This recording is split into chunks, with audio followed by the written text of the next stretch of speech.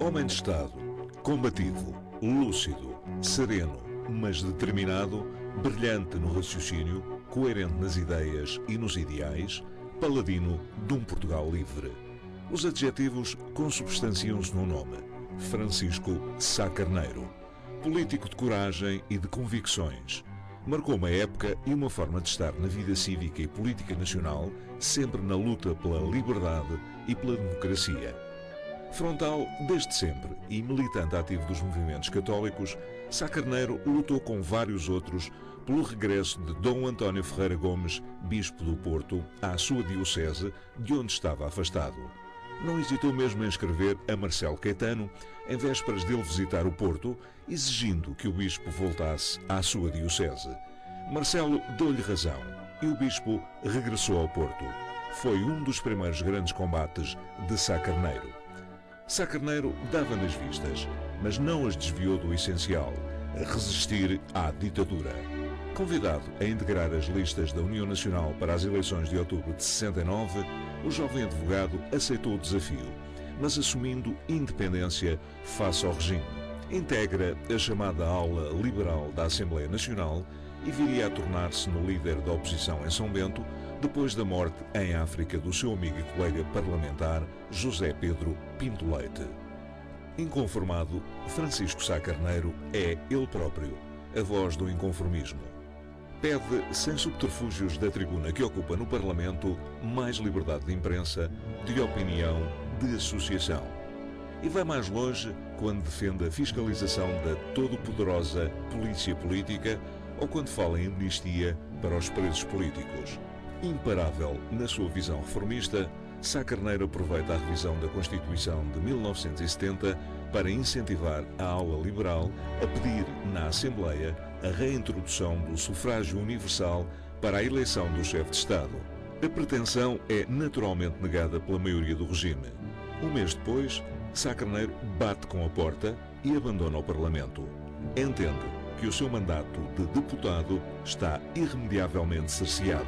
É já no Porto, para onde regressa à advocacia, que Sá Carneiro volta a fazer ouvir a sua oposição ao regime através da coluna política que assina no recém-criado semanário Expresso, fundado pelo ex-colega da ala liberal Francisco Pinto Balsemão. A palavra escrita torna-o tão incómodo quanto o fora com a palavra dita. A censura tenta suavizar-lhe os textos, mas é incapaz de lhe maniatar os ideais. E apela sem reservas à abstenção nas eleições de 73. Onde não há liberdade política, não pode haver sufrágio autêntico. Foram as suas palavras, o seu desafio. Em 1974, é no seu escritório de advocacia que acompanha o 25 de Abril. Daí ruma para Lisboa e acompanha de perto e com fervor as novas do País Novo. 11 dias depois, em 6 de maio de 1974, juntam-se-lhe Pinto Balsemão e Magalhães Mota na criação do Partido Popular Democrático. Portugal contava a partir de então com a social-democracia no espectro político português. Nesta hora de libertação, havia que procurar corresponder a tal responsabilidade, juntamente com todas as forças autenticamente democráticas. Apresenta um pensamento político estruturado na defesa da liberdade, da democracia, do personalismo. Para Sá Carneiro, a pessoa deve estar no centro e ser o destinatário de toda a atividade política. Para ele, os direitos humanos, os valores da justiça e da solidariedade devem estar presentes em cada ato político. A democracia só é plena se livre de qualquer tutela militar e se puder contar com um poder local diretamente eleito e com a autonomia regional dos Açores e da Madeira. Porque o nosso atraso é tal que a política a fazer tem de ser necessariamente muito progressiva e muito progressista. Cresce a atividade política deste liberal e reformador que integra como ministro adjunto o primeiro governo provisório esfiado por Adelino da Palma Carlos. Quando este se demite, Sá Carneiro segue-lhe o exemplo. O poder pelo poder nunca lhe interessou. Eleito em novembro desse ano secretário-geral do partido que ajudara a fundar, passado alguns meses, vê-se afastado da política ativa devido a graves problemas de saúde. Substituiu-o Emílio Guerreiro, até ao seu regresso em setembro de 75. 7 meses mais tarde, as primeiras eleições legislativas dão a Mário Soares e ao Partido Socialista a liderança do primeiro governo constitucional. A força política de Sá Carneiro tem a força de quase 1/4 dos votos dos portugueses. A imagem reformista do PPD é claramente reforçada quando, a 3 de outubro de 1976, assume a denominação de Partido Social Democrata. Mais tarde, abdica quando o partido se distanciava do rumo que pretendia seguir. Sá Carneiro demite-se da liderança, à qual regressa, reforçado e sustentado com o apoio inequívoco das bases em julho de 1978.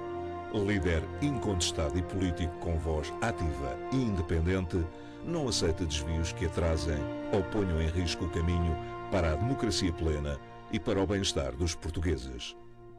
A época é tensa e tumultuosa. Sá Carneiro é firme na mensagem de mais e melhor liberdade e democracia, apostando na prevalência do poder democrático sobre o poder militar, de intenso combate político a uma esquerda que era radical em demasia aos seus olhos. É neste contexto histórico de forte intervenção do chamado Conselho da Revolução que as conversações de Francisco Sá Carneiro com Freitas do Amaral e Gonçalo Ribeiro Teles fazem surgir uma nova estratégia, uma nova realidade, a AD. A Aliança Democrata concita e congrega a primeira vaga de entusiasmo em torno de um projeto político pós-revolução. O resultado é inequívoco, maioria absoluta nas eleições disputadas no segundo dia de dezembro de 1979. Aos 45 anos, Francisco Sá Carneiro toma posse como primeiro-ministro de um governo que representa mais de 44% dos eleitores portugueses. Ao mandato que recebemos dos eleitores. Imparável, incentivado com a conquista da maioria do governo, Sá Carneiro inicia um intenso programa de reformas no país. Aprova uma lei de delimitação dos setores que visa abrir à iniciativa privada áreas da economia estatizadas após a Revolução. Define uma política de distribuição de terras aos agricultores na área intervencionada no Alentejo e promove a sua entrega. Dá um novo impulso ao processo de adesão de Portugal à Comunidade Económica Europeia, desenvolvendo diligências junto dos principais protagonistas a nível europeu. Reforça as políticas sociais, de modo a garantir o seu acesso pela generalidade dos portugueses. Mas a sua força reformista defronta obstáculos poderosos. O poder militar, saído da Revolução, não se resigna perante a vontade do poder político, pelo que Sá Carneiro entende ser fundamental para a concretização do seu projeto para Portugal a conquista da presidência da República. Surpreende quando apresenta o general Soares Carneiro como candidato presidencial.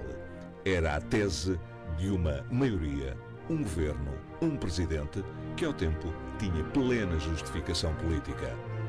Com o resultado das legislativas, que entretanto se realizam em outubro, a AD reforça o seu resultado eleitoral e a maioria torna-se ainda maior. 47% do eleitorado confia no projeto liderado por Francisco Sá Carneiro. Entrega-se de corpo e alma à campanha de Soares Carneiro. Participa ativamente em comícios e iniciativas. Congratulamos-nos hoje com o fecho de uma campanha eleitoral que manifestou não só a exuberância no apoio à eleição do general Soares Carneiro, mas uma total identificação do eleitorado da Aliança Democrática, das forças dos partidos que formam a Aliança Democrática com esta candidatura. A 4 de dezembro, dá uma última conferência de imprensa e grava o seu último tempo de antena, o qual já não chegará a ser emitido. Votar Soares Carneiro é um imperativo de coerência que garantirá a estabilidade da Aliança Democrática, o prosseguimento da sua política. Embarca para o Porto, onde vai fazer um último comício da campanha presidencial. O Cessna despenha-se em Camarate, poucos minutos após a descolagem. O país viu trágica e abruptamente interrompido o brilhante trajeto político de Francisco Sá Carneiro. A história, paleta inequívoca das cores dos que a escrevem, tem desde 4 de dezembro de 1980 páginas insubstituíveis preenchidas pela memória de um homem e de um político que Portugal aplaudiu e chorou, sentindo e comovendo-se como todos os povos se sentem quando deixam de poder contar com um dos seus maiores. O seu funeral foi a homenagem inequívoca que o país quis prestar ao estadista de eleição, tragicamente desaparecido. A memória de Sá Carneiro permanece viva na democracia portuguesa pela vitória dos seus ideais, pela atualidade do seu projeto, pela primazia que sempre deu a Portugal.